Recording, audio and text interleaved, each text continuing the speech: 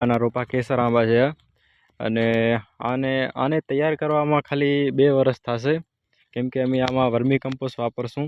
તો આ આંબા 2 વર્ષમાં થઈ જશે સારી કન્ડિશનમાં. તો તમે જોઈ શકો છો અત્યારે આ લાઈનમાં વાવેલા છે, બધી લાઈનમાં ડાયરેક્ટ આ શેઢેથી બીજા શેઢા સુધી વાવેલા છે. અને વચ્ચે લાઈનમાં લીંબુ વાવેલા છે, જેમાં વર્મી કમ્પોસ્ટ વાપરેલો છે, તો એ પણ સારી કન્ડિશનમાં છે. અને આ આંબા હમણાં જ વાવેલા છે અને આ 2 વર્ષમાં તમે આને જોશો, અમે વિડીયો બનાવીને નાખશું તો 2 વર્ષમાં આંબા થઈ જશે એકદમ કમ્પ્લીટ. આમાં ફળ લાગવા મળશે, કેરી બેરી લાગવા મળશે 2 વર્ષમાં. અને 2 વર્ષમાં આની જાડી પણ ઘણી થઈ જશે, કેમ કે આ વર્મી કમ્પોસ્ટ આમાં આવશે એટલે બહુ જલ્દી ગ્રોથ પકડશે. તો અમે આમાં વચ્ચે લાઈનમાં જે જગ્યા હતી તેમાં વાવી નાખ્યા છે.